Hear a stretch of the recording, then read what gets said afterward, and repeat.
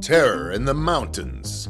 Sightings of the Sasquatch creature persists from the heights of the Sierra Nevada mountains to the depths of the Mojave Desert. Many speculate on the nature of these high desert reports, believing them to be Sasquatch that are traveling from the mountains of LA to the southern Sierras. Matt Moneymaker leads a team of researchers into the icy heights of the Sierras, following old reports that may hold new discoveries.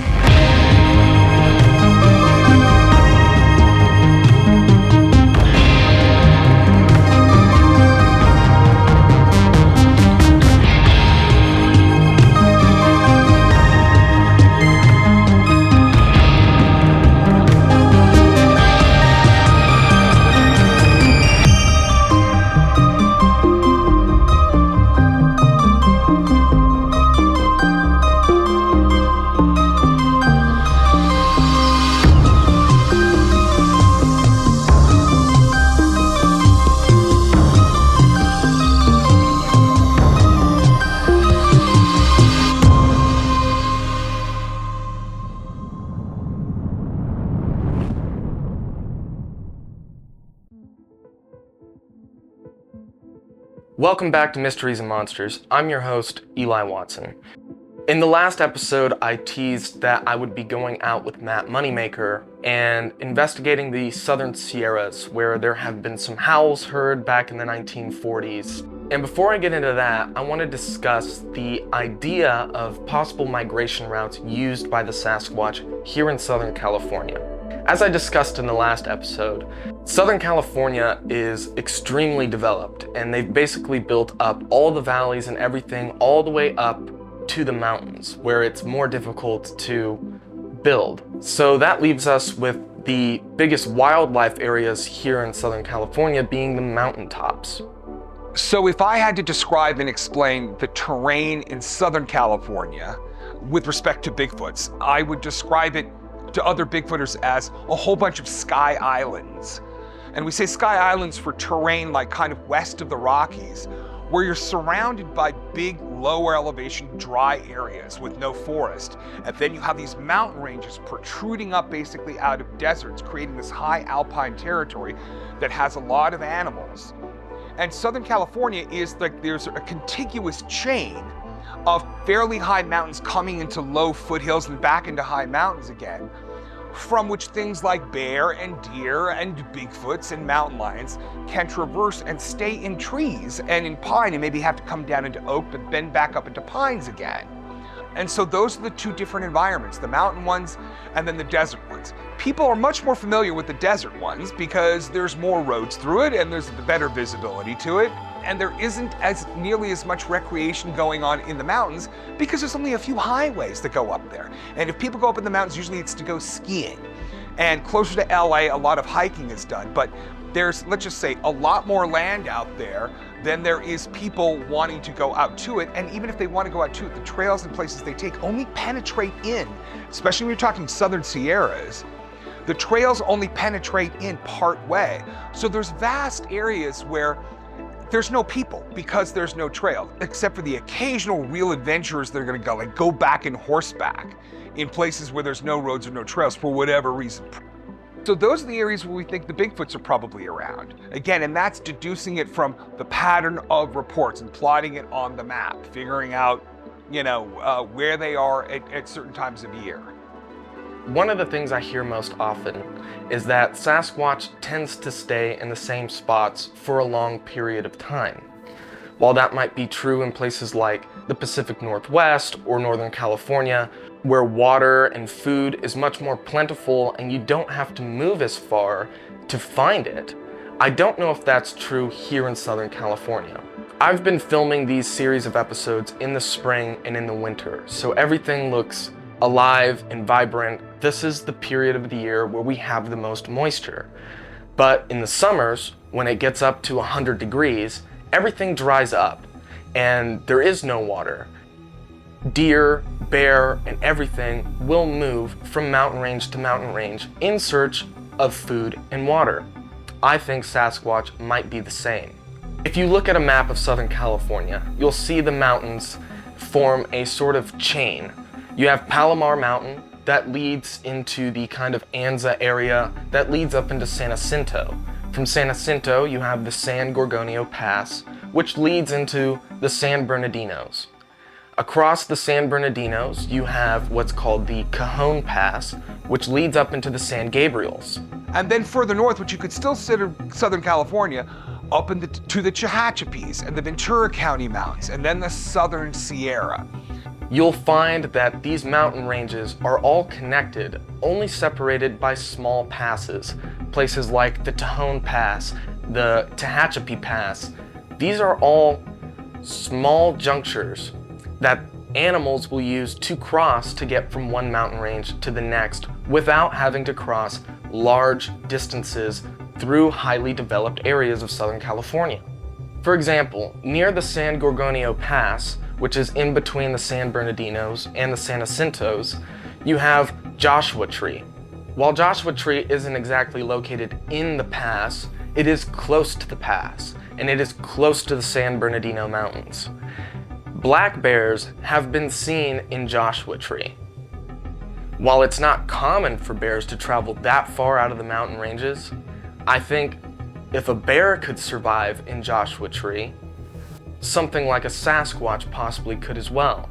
And if you look at all the reports of Bigfoot in Southern California, the mountaintops are the hot spots, which makes sense. It's usually cooler in the mountains, there's more water in the mountains than in the low-lying deserts. But if I'm suggesting that Sasquatch is using these deserts or these passes to get from mountain range to mountain range, then I would expect to find sightings in the desert, in which there are. People wonder, how could Sasquatches get to Southern California, into the mountains there? Well, the answer is simple. There is an unbroken mountain chain that goes from the Sierra Nevada mountains all the way down to like Angeles Crest, San Gabriel Mountains, all that stuff, through the mountains of Tehachapi. And also, people don't think of Sasquatches as desert animals. However, I have personally done 2 footprint investigations in the Mojave Riverbed, both of which were in December and January, if I remember correctly. Those riverbeds do offer pretty quick transverse, I guess, between the mountains. A quick way to get to certain areas if you want to get into them. And nobody's really going down there at night. It's 5 or 8, 10, 15 miles. That's easily traveled by a Sasquatch overnight. Those areas should be looked at because there's evidence that has been found there before. For years, we have heard about sightings in the middle of the desert. It doesn't happen now very often. It happened more in the past. But I guess the way to describe it is, it's almost like you could say, here's a map of the PCT. So this is the coast of California, and California extends inland about that far. And this line is the Pacific Crest Trail. So it shows how it comes up from San Diego, San Gorgonio, San Bernardino, San Gabriel's, and it gets up into Tehachapis, and it keeps going north into the Southern Sierra, and basically it is on the east flank of the mountain range. The desert sightings, I think they're coming out of these mountains, they're wanting to go down here in a hurry, and they're just making a beeline across the desert, and people are seeing them when that happens. They're just trying to make time getting here as quickly as possible, because it would take a lot longer if you follow the trail up and down hill and dale all over here. The desert is the beeline if you're going to go that way. And I'm sure they can do that because they definitely do that in New Mexico. And a lot of reports are actually near creeks or streams, bodies of water, which I think is quite obvious. Even with the reports that were out of the deserts throughout the 70s and 80s, like the backside of Big Bear in the Mojave Desert, and you're into Lancaster and Palmdale, which is right behind Angeles. I don't think they lived in the desert. I think they were just moving down there maybe for a few days, the right time of year. I don't think it would be in the summer heat, obviously, but I don't think they were living there. I think anywhere they were spotted in the deserts, you were near elevation areas near the mountains where they could get up pretty fast, probably in one day. That's what I'm thinking. In a report submitted to the BFRO, there was a report from 1979 in Desert Hot Springs, which is close to Joshua Tree and close to the San Gorgonio Pass. According to the report, the witness was leaving their driveway and was looking out across the road. Standing in the desert just off the road was a tan-colored bipedal creature. They flashed their headlights at it thinking it might be someone, and it took a few steps back. According to the witness, it filled them with fear. They were overcome with anxiety and panic, and they decided to just stay home. They said, "I did not speak with anyone about it right away because whoever heard of a desert Bigfoot, but later found out that all the locals call him Yucca Man." Yucca Man seems to be a pretty common name that I've heard come up across several different sightings in the kind of Mojave Desert area. Perhaps the most famous Yucca Man report comes from 1971 on the Bigfoot Encounters website. This sighting occurred at 29 Palms, which is a military base off in the far eastern side of the Mojave Desert, just north of Joshua Tree and places like that. The person who submitted this report was the spouse of the Marine who was in charge of the armory at 29 Palms. So one morning while out on patrol, the Marine found one of the night guards on the ground, nearly incoherent, with his rifle bent almost in half. After calming the night guard down, he asked what had happened, and supposedly, as the night guard told it, he was walking around the perimeter and heard something walking in the desert. He raised his rifle and told it to stop. Whatever it was came out of the darkness, grabbing his rifle, bending it nearly in two, and scaring him before it ran back off into the darkness. Now, this woman who submitted the report also mentioned some other vague reports she had heard from around the 29 Palms area, but as well as Joshua Tree. I'm having a hard time verifying that these events actually occurred. So naturally, one would kind of consider those sightings up near 29 Palms as kind of a fluke, perhaps a hoaxer or something. That is, if they were the only sightings to come out of the Mojave Desert. If you recall from the last episode, the California Bigfoot Organization, led by Rich Grumley and Floyd Smith, operated out of the Palmdale-Lancaster area, which is also known as the Antelope Valley. The Antelope Valley itself is on the western tip of the Mojave Desert. There isn't a whole lot out there in terms of what you would consider Sasquatch environment. It's mostly shrubs, there's not a whole lot of trees. I mean, it really is a desert. However, the Antelope Valley is surrounded by mountains. The San Gabriels form the southern border, and then you have the Tehachapis to the north and to the west. To the east, it opens up into the Mojave. I found an article from the Lancaster Daily Gazette from 1973 that mentioned the California Bigfoot Organization and Rich Grumley as they followed up reports in the Antelope Valley. According to this newspaper article, there was as many as 20 reports, including finding tracks in the Sycamore Flat campground. Also located in the Mojave Desert is Edwards Air Force Base, which is where a lot of experimental aircraft are tested. There are some UFO reports from there, so I will be returning back to Edwards Air Force Base in a later episode to discuss those. But most interestingly comes reports of Bigfoot way out there in the middle of the Mojave. On the Bigfoot Encounters website, Doug Trapp, who, if you remember, is a friend of Daniel Perez and found those footprints back in Hemet in the early 1970s, interviewed 3 people from Edwards Air Force Base under the agreement that they would remain anonymous. The first was a lieutenant who was in charge of the security sector near Rogers Dry Lake. He supervised surveillance activity from 1972 to 1975. One night, one of his guards reported a perimeter breach by a tall man who wasn't really a man. Confused by this statement, the lieutenant drove down to where that guard was and asked him more details, to where the guard responded basically with the same answer. The lieutenant decided to scan the area and spotted this tall man about 500 yards away.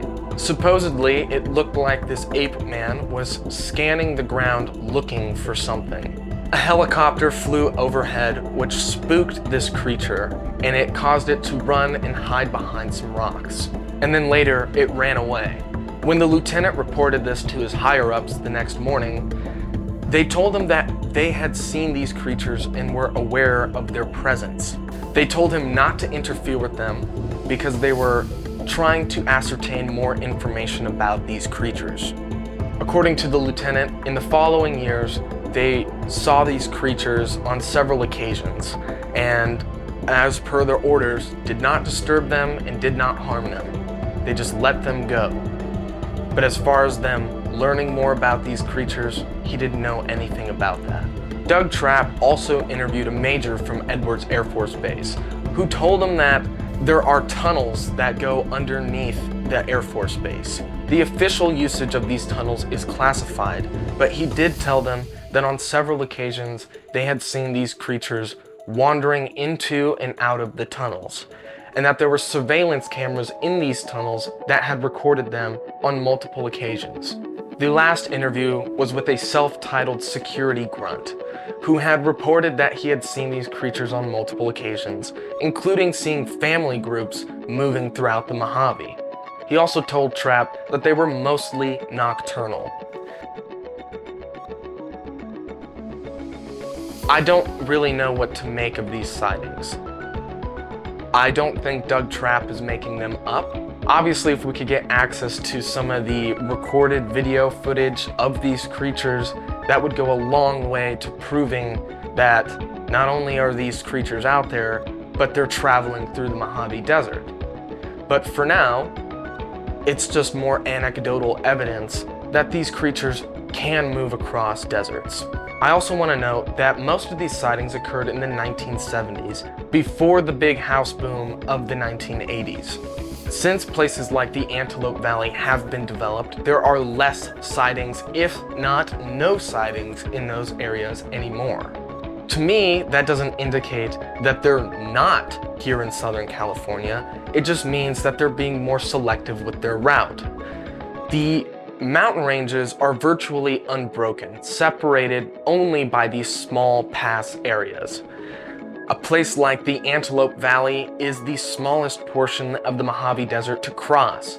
You could traverse from the San Gabriels to the Tehachapis, dipping down into the desert for 1-2 days maximum. And if Sasquatch is an animal, it does what most animals do, which is seeks the path of least resistance. However, now with it being so developed, any animal is going to avoid walking through a suburban neighborhood, so they might consider an alternate route from the San Gabriels into the Angeles National Forest through the Tehachapis that way. So to me, what it looks like is that we've just cut off one of their passageways. However, I don't want to solely focus on Bigfoot sightings in the desert. The main talking point here is a migration pattern if they're going through the mountains. Therefore, I'm more interested in sightings in the pass areas, these small areas that separate the mountain ranges. Obviously, you have the Yucca Man reports from the Joshua Tree, 29 Palms, Desert Springs area, which is near the San Gorgonio Pass. And if you're following the mountain chain upward, that would lead you to the Cajon Pass next. One of the highlights of the Cajon Pass is an area known as the Mormon Rocks. It's basically a huge rock formation that's jutting out of the ground. I was on a dirt bike camping trip in the Cajon Pass on the road that goes up towards Wrightwood. And there's a place called Mormon Rocks. We were parked in that area riding our dirt bikes around, so we're staying in an RV. I think I was 14 or 15 years old. I don't remember the exact year. I'd say 84 to 86. We woke up in the morning and my friend's dad said someone was walking around the camper last night. And we're like, what? We're like, what are you talking about? He's like, someone was messing around around the camper last night. And we're like, okay. He's like, stay in here. I'm gonna go outside, because it was early, it was like 6:30 in the morning. He's like, I'm gonna go out there and see what I see. So he went out there and he said, this is really odd. The guy was barefoot. And we're like, what? Barefoot? What is going on? I'm like, is there some kind of wild, loose hippie out here, or what's going on? And that's it. That's all I remember. Of course, we didn't follow up anything. We're there for dirt biking, and I'm a teenager. I don't care. Todd's story there matches a lot of Sasquatch behavior that we've examined here in Southern California. It was a nocturnal event. The Cajon Pass itself opens up into the Mojave Desert, which further adds to the theory of Sasquatch being seen in the desert. They don't live there, but they just pass through. Also located near the Cajon Pass is Lytle Creek, which, as I mentioned in the previous episode, was famous for its Fontana Speedway monster. So sightings in and around the Cajon Pass have been documented. But this is where it gets exciting, because after the release of the last episode, Daniel Perez and I were contacted by a man who claimed to have found footprints in March of 2020. This man is an independent contractor who took a job for the Forest Service repairing a Forest Service road. When this happened, March of 2020? Yes, and I didn't just see one, I saw there was, but that one was more distinct than the one down here because it's hard packed, and then you could see where it had made its way up through there. Look at that, that is a footprint, not a bear print, not a cat print, that is a footprint. Now look at that. Look how big that.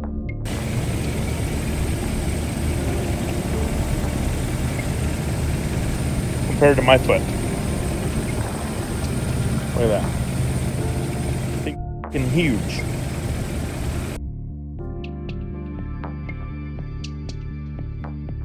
And when you were here in March of 2020, what were you doing up here? Did you see that crossing and that wall? Yeah. We had finished that. I would drive through here after we had finished that wall, and I would take this commute home instead of taking the freeway. Okay. You know how the freeway gets bad. I don't know if the Cajon Pass gets terrible every day. And I started using this as my commuter road. Nobody really knows this road's here. Right. And it had been closed for almost 3 years. That there was and still to this day, I think there's very little use on this road. Originally, he told us that the footprints he found were near Lytle Creek, which is true. But to my surprise, these footprints overlooked the Cajon Pass. Now, March of 2020 is the most recent report that I know of. And if you remember, March 2020 was the beginning of the pandemic. There was less traffic on the Cajon Pass than normal, but I've also been informed that there are wildlife pathways underneath the Cajon Pass, allowing deer and bear and whatever to move through the area. But that is exactly what I'm looking for. Evidence that Sasquatch uses these pass areas to traverse from one mountain range to the next. I saw that and I was like, what the hell is that? You know? And like I said, I've been hunting for years and I've never seen anything like that. Anything. Right. So the next path, if the Sasquatch are following these mountain ranges, would be the Tejon Pass, which connects the Tehachapi's and the San Emigdio Mountains. And unsurprisingly, there are reports from that area as well. For example, in 1993, two men were driving along Highway 183, which is near Gorman. It was about 10 p.m., and both witnesses said that they saw a roughly 7-foot tall creature running in the desert off of the highway headed south. Both of them said that they were frightened by what they had seen. Then in 2004, a land surveyor was working near the Tejon Ranch, more closer to Fraser Park, and was traveling along an old ridgeline road. He saw what he thought at first was just kind of this black shape that he thought might be a tree trunk of some kind until it moved, in which he thought it might be a bear, but realized it was running on 2 legs and was far too tall and far too skinny to be a bear. He observed this for about 12 seconds before it disappeared finally into the woods. So if those 2 sightings suggest that there are reports from the Tejon Pass, going further north we have the Tehachapi Pass, which also has its reports. In 2010, 2 young men were hiking near the town of Tehachapi, and one of them lost their prescription sunglasses on the hike. So they both spread out to look for these sunglasses. And it was during this search that one of them stumbled upon a large bear footprint. The track itself was over 1 foot in length, and it had 5 toes. They mentioned that they found tracks before and after it, but the one that they found was the most clear.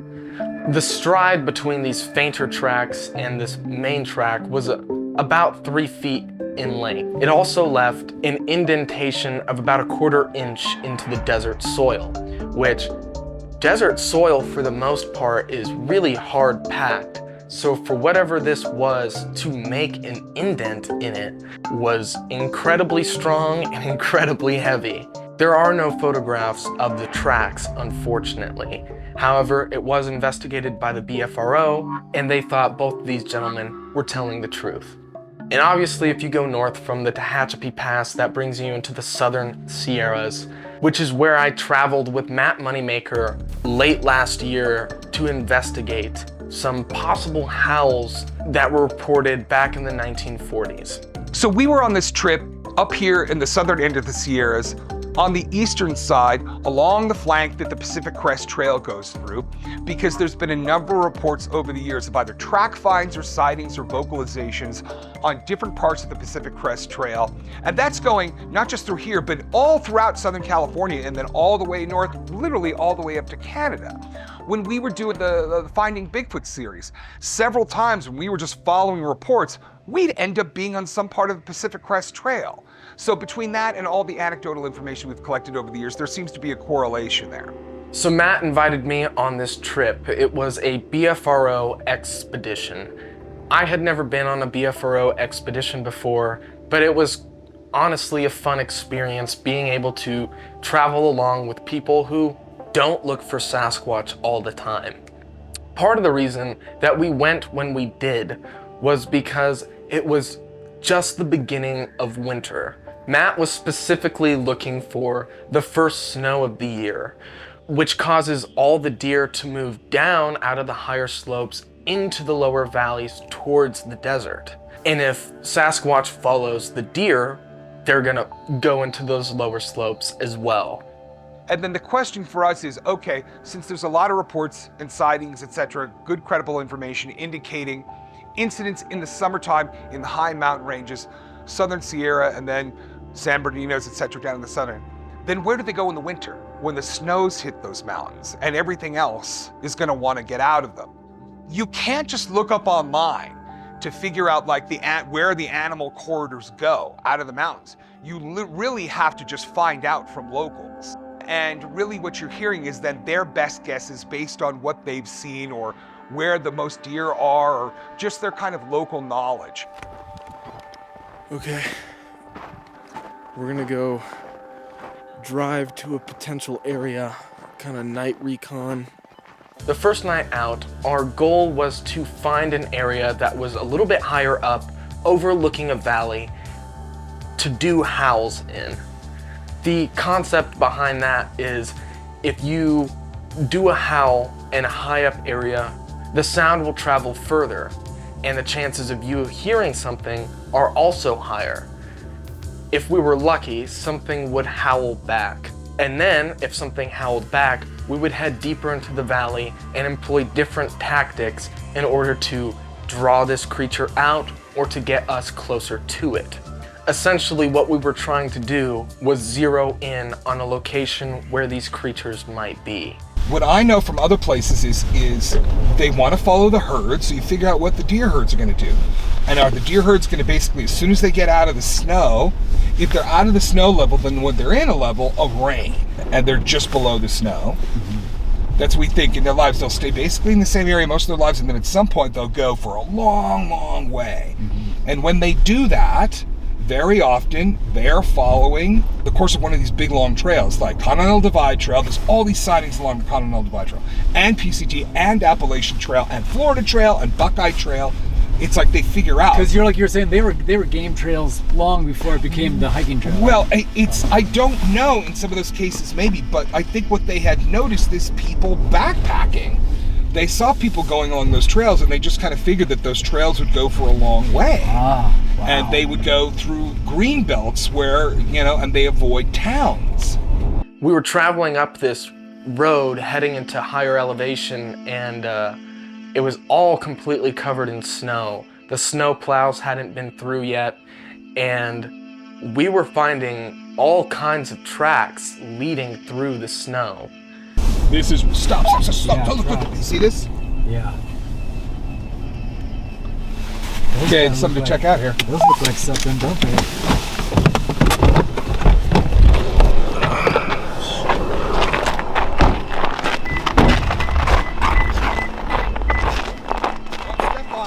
No.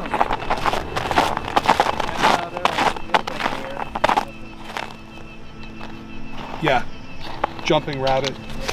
Just leaping rabbit. Some of them seemingly very Sasquatch-like until further examination proved that it was other stuff, including bighorn sheep and mountain goats or deer or things like that. We got more tracks crossing the road.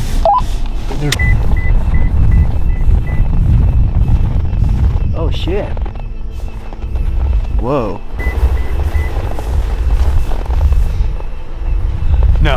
No? What are we looking at? It's a hoof. It's a hoof. So deer?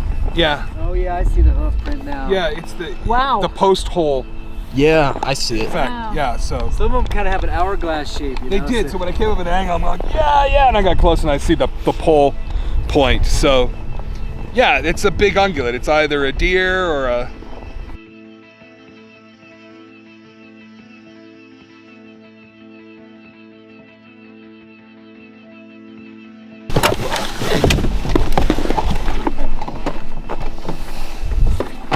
I don't want to take my hood off so I can hear better, but it's cold.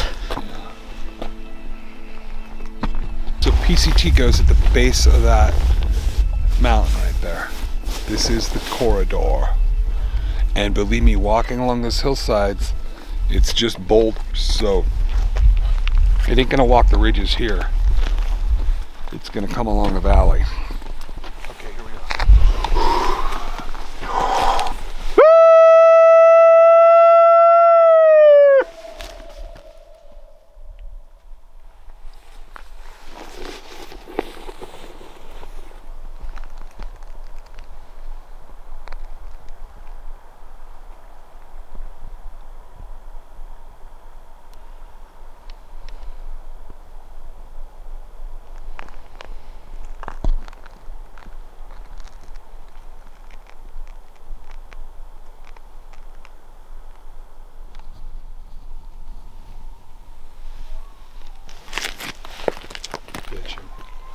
Coyotes.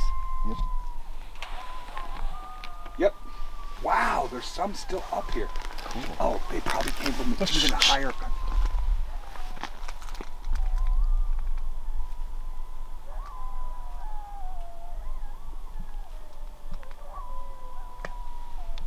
Nice. It's a pack. Got them all worked up. It's only a pack when there's deer around. If they're just going after rabbits, they're not in a pack. Let's see if anything reacts to them. I want to address the topic of a location being blown out, meaning that people have hit a location so many times and have done so many knocks, so many howls, that it has absolutely no effect on the Sasquatch in that area. Talking with different researchers, there seems to be a sort of consensus that that can actually happen, to where they just won't react to that anymore because they know it's a trick. Talking to Matt about it, about this particular area and it possibly being blown out, it hasn't really been researched in modern times. The last people in this area doing any sort of squatching was back in the 1970s when Rich Grumley was there, and I don't know if they were doing knocks or howls back then. So for all intents and purposes, this area that we were investigating seemed as good as any to try howls. Unfortunately, in the first night, we didn't get any activity, which is unfortunately what happens like 95% of the time you go out there.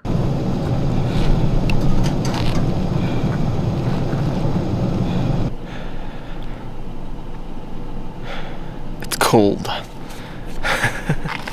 It was below 20s quite often during this trip. It was very, very cold, and although I was prepared, I wasn't exactly expecting that. My tent, I got partially covered in a tarp to help keep in the heat. Hopefully I don't freeze to death. Well, I may be calling it a night. Yeah, I think I'm on that wavelength. All right, fellers. Yeah, see you in the morning, man. Yeah, Matt just went to sleep in your car. Yeah, he wants to sleep there. At least for now, but Nice and warm and cozy, man. My tent was actually very warm. Oh, I need my glasses before I forget those. I actually didn't want to get out of bed because I was so warm and comfy in there. Now it's cold out here. Not as cold as it was last night. Got the sun to warm things up, but I think it's gonna be a rough 2 nights. Well, when I'm not in the tent, it's gonna be rough. Good morning. How'd you sleep? He was around up under an oak tree and then getting not great. How about you? I actually slept really well. you stayed warm, huh? Yeah, I did. Vacaville. And the I hell? may have read that. No, I read this in the newspaper. The older you article, get, not the harder it is to FRO stay reports. warmer. I like it. In my And I 50s don't now, know I if it's in there or struggle. not. How'd you sleep? Lake I didn't. Berryessa. Oh. Well, I did a little bit, but it was mostly the most miserable night I've ever had, I think. Oh, bummer. I was so damn cold. I mean, I did the stuff a sleeping bag into another one, and I had a down a comforter over the top, this thing on, and bundled up, and I just could not stay warm. Oh. And it was, finally at about 5-ish this morning, I heard footsteps, and I go, well, either that's a Squatch or it's what's his face going over to his truck, and that's what it was. And I go, you know what, it's a good idea. Yeah. So I just, man, I can't do that again. I'm gonna probably sleep in my car tonight. It was just so cold. When I got in my car this morning and started it up, it was 18 degrees. Holy smokes. Oh, Trader Joe's. That's crazy. Well, how'd you sleep, Matt? Not good. I should have brought up the air mattresses and inflated them. Oh. So I was on the hard ground all night. Oh, no kidding. No. Before I go to bed, I'll make sure I brought 3 air mattresses, not knowing which ones leaked. Fill them all up. See which one goes flat. Yeah. On the second day, we headed to a location that Matt had located on 3D topographical maps. Essentially, what Matt was looking for was a choke point, essentially where the stream flows into a sort of small canyon with a steep slope on one side and a sort of flatter slope on the other side that allows the deer and things to move through. Matt's kind of theory as to how they hunt is that they stay up on these ridges and look down below them, and if they see their prey, they'll run down these steep slopes, attack the animal, and drag them back up these steep slopes. So the first thing that we want to establish with people, and that isn't obvious, is if you think you see one, don't point at it. Don't point at anything. Don't use the pointing arm gesture because they can understand that. And if, they would see if you're pointing at them, and it would make them hide if they saw that. Just like with you. if you're looking at people and you're trying to check them out, if you saw one of them pointing in your direction, you'd be like, oh my God, you know. So that's what we would do with them, and it's the opposite of what. So if you're spying them, what you should be seeing, the Bigfoot should be seeing, is people who don't care about what's over that way, what's over that way, what's over that way. They're just hanging out with each other. They could care less about what's going on around them.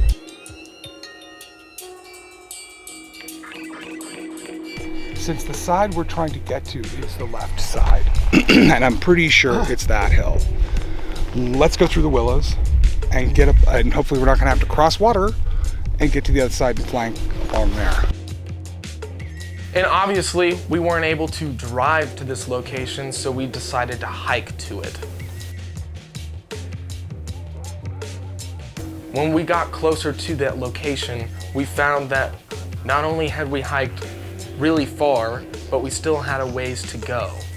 So me and another person there, Lauren, hiked up the hill a little bit to see whether it was worth checking out or not. This looks easier once you get to it. It's pretty easy. The boulders help.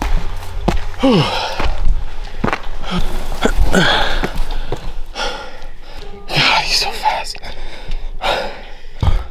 He's way too fast for me. Holy crap.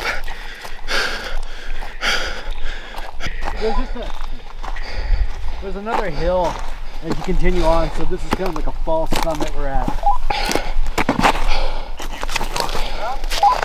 Not really. We got to get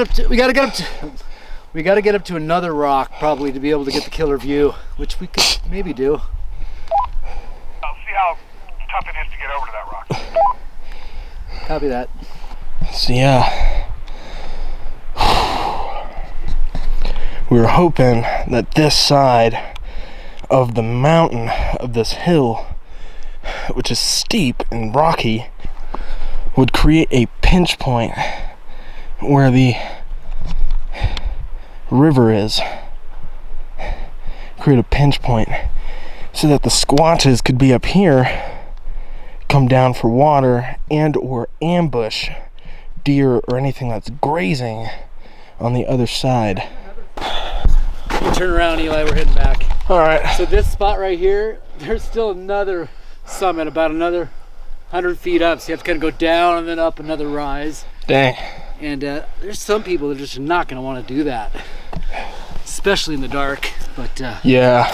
And even maybe not tomorrow. Yeah. I mean, even this is a little sketchy. Like, you could definitely get hurt bad. Oh yeah, dude, I almost slipped over there. Did you? Yeah. So I don't know. But the problem is the snow makes it all slick. Yeah. Things that we did on this trip was actually used my drone for reconnaissance, if you want to call it that. But basically, I took my drone up to kind of survey the lay of the land. And after hiking had exhausted us, took the drone up, flew it around the hill, and found out that what we were looking at wasn't what we were looking for. The choke point itself wasn't much of a choke point, as it was much too wide, and you know, that's not a choke point. So with the hike having exhausted us and it not being what we were looking for, we decided to head back.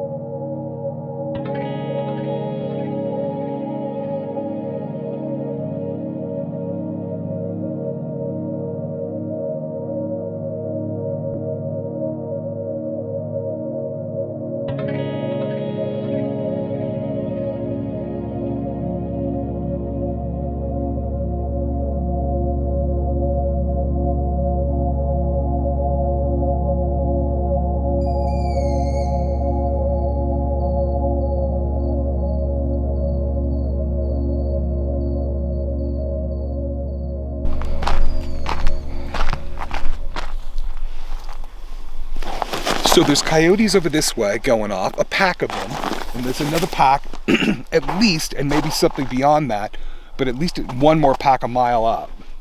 Wow. Did you hear those wolves going off? Yeah. That's a whatchamacallit, a captive wolf. Yeah. So the wolf and then the coyotes went off, and now we got an answer from further up. Yeah, we need to go to that first howling spot we were at last night.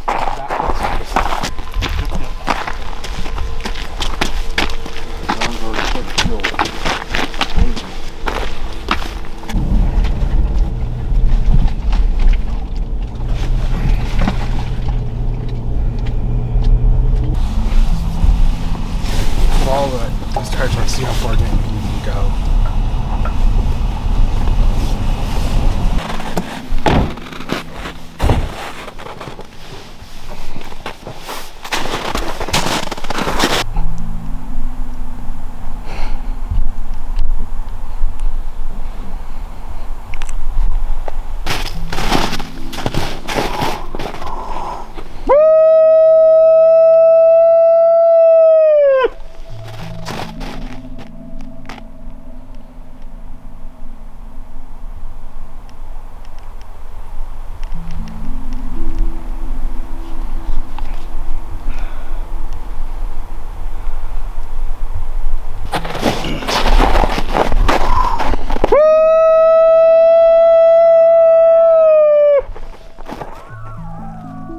Took them long enough.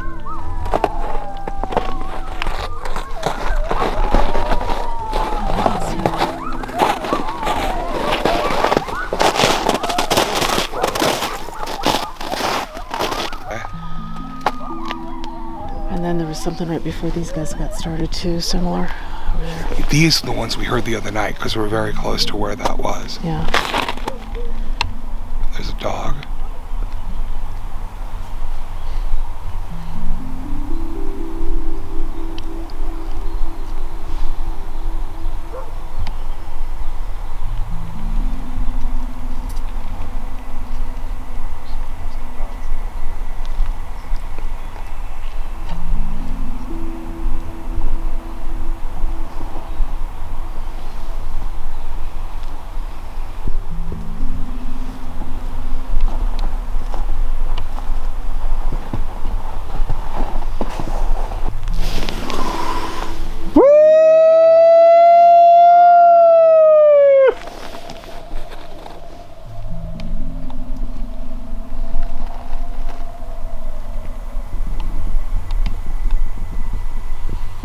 I really wonder what that little scream was. I didn't hear it, but maybe I picked it up. Yeah, Susie had heard it before. Yeah, before his second, right before he called the second time, I heard it, and then Mike turned around and looked. He must have, Mike, did you hear that? What? Did you hear that little scream out there? I did not. Okay, because you turned just as it went off, so I thought you heard it. I heard it, yeah. So I probably didn't hear it because I was crunching in the snow. Probably. Whatever Matt and Susie were hearing behind these coyote howls seemed to elude us, and there was only so much we could do. You know what? I'm thinking it may just be as good a shot here as back at our campground. Even though it's not in the main channel of the creek, I do think if they do come through, they're going to be loud. And when I think we would hear them from over there. But I don't think it's any use staying here longer. Yeah, that scream, I don't know, but they're... If that is one, it's not wanting to vocalize more.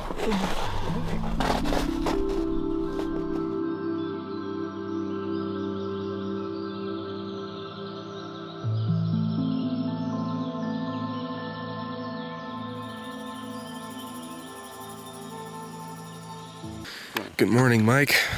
Hi there. Lauren. That's good. Good morning, coffee.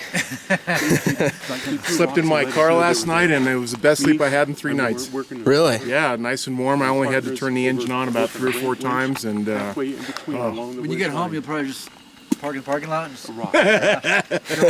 Yeah. The next day, we headed deeper into the mountains, into a different area than we had searched before. This road was a lot rougher than the roads we have been traveling on, but seemed to be a lot more promising, as it opened up to a lot more valleys than we had access to in the area that we were camping in.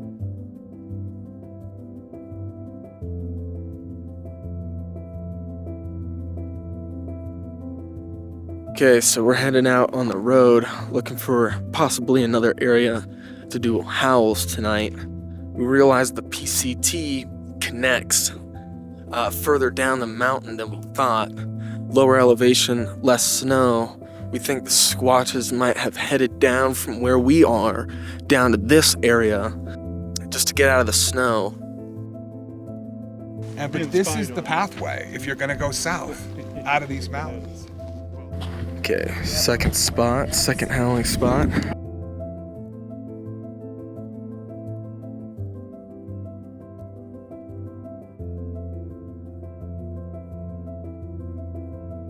And interestingly enough, while exploring the area, we found a valley that ended and went straight into the desert of Inyokern, which maybe supports the idea of Sasquatch traveling into deserts. I don't know.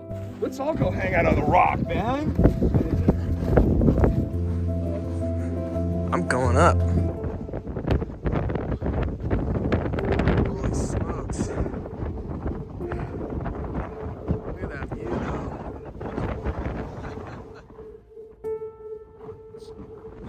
This one's pretty insane. I can't even keep my poncho on.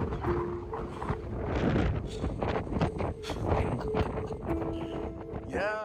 It's certainly an easy path, but on top of that, from where we were, still in the mountains, we could see across the desert of Inyokern and into different mountains. Which, and this is a lot of speculation, but if Sasquatch can look across these expanses, they might be able to see when mountains are greener, suggesting more water, and therefore decide that it's worth the gamble of crossing the desert to get to those other mountain ranges to get access to water and food.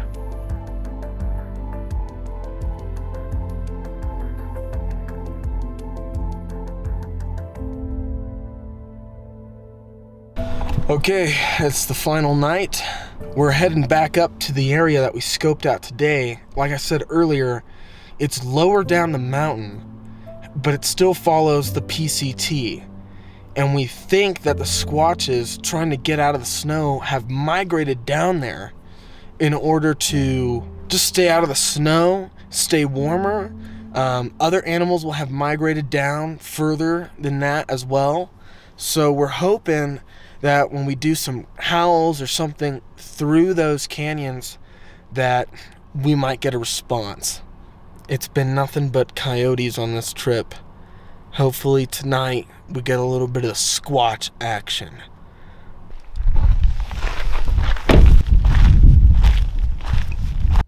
So off in this direction, we're in the Sierras, and we're looking at mountain ridge after mountain ridge after mountain ridge, and it's all wilderness area with no roads and no humans.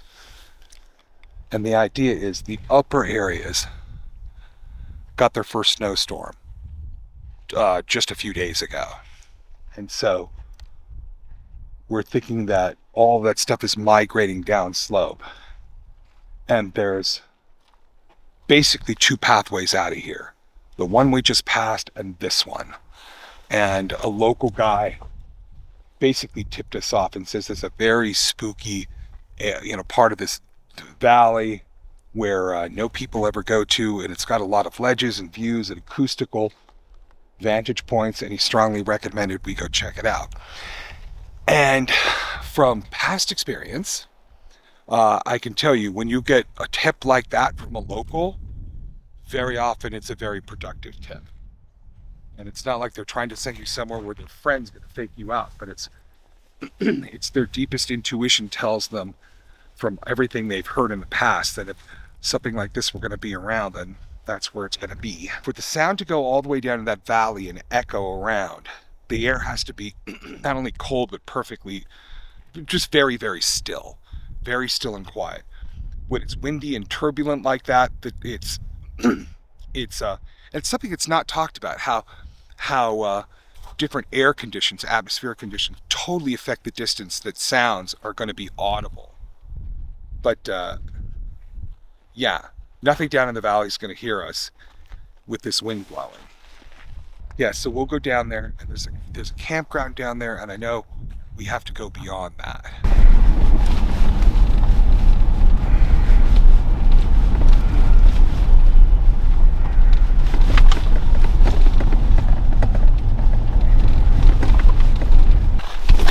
I do want to wait a minute because we were just making car engine noise. The door slamming, so. But there's no wind here. Okay, so what I'm going to try to do is bounce sound off that mountain. Because if I could bounce it off the mountain, then I know it's going down the canyon.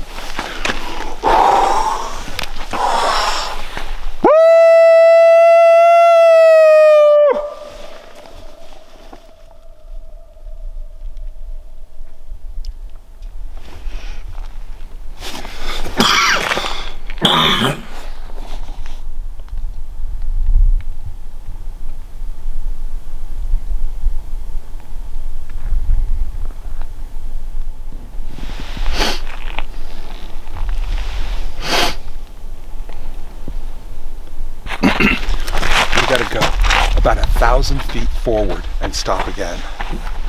About 1,000 feet. All right. Don't slam doors too hard. Don't slam the doors too hard. Don't slam the doors too hard. Wow, look at this.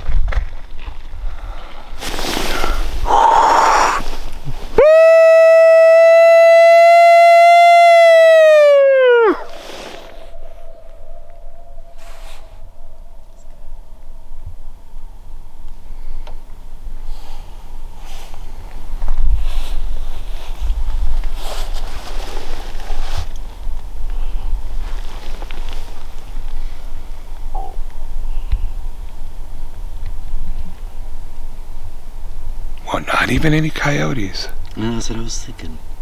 But you know, it took you like 3 times before they started going near our camps. Yeah. So. Well, I'll do it a couple times.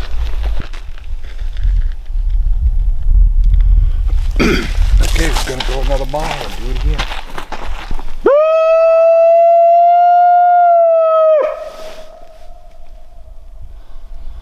I mean, what do you think you're trying to communicate? Is it almost like if they were to hear it from a distance, which is the most likely possibility, they'd hear kind of a muffled, echoey. Yeah. And if they know it's not a coyote, their lifestyle, they're so spread out, so sparsely populated, that when they hear another one, they are absolutely compelled. It's really important for them to be able to connect with other ones. Yeah. And respond to them. Mm-hmm. So it'd be like saying, what's the likelihood of somebody ringing your doorbell, knocking at the door, that you're not going to answer the door? Well, you might, but usually you're going to answer the door. Makes sense. So this is us knocking on the door. Yeah. We tried a lot of different spots along that road, howling into different canyons. Unfortunately, nothing howled back. And again, that's just the way it goes most of the time when you're out Bigfooting. Nothing happens. These are incredibly elusive animals that are difficult to find.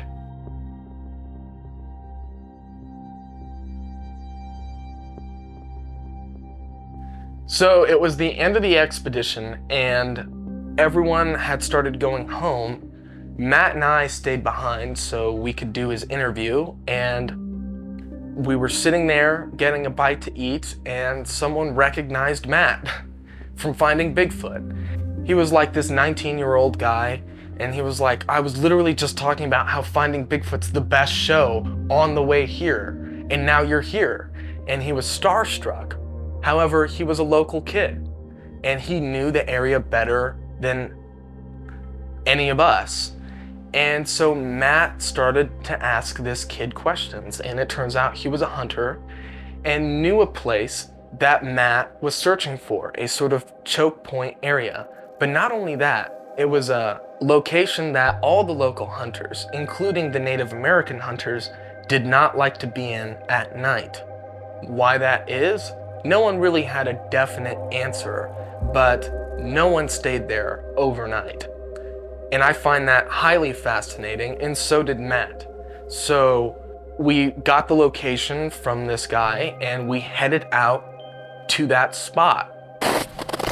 All right, so Matt and I found the spot that the locals told us about, but we don't want to risk coming through because the snow's a little bit too deep for my rental car.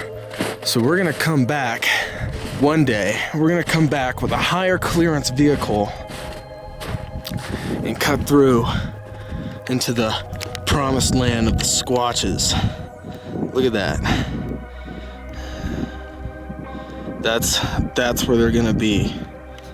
That's where they're at. I mean, this place was exactly what we were looking for. A choke point with a source of water in a lower elevation where there's less snow.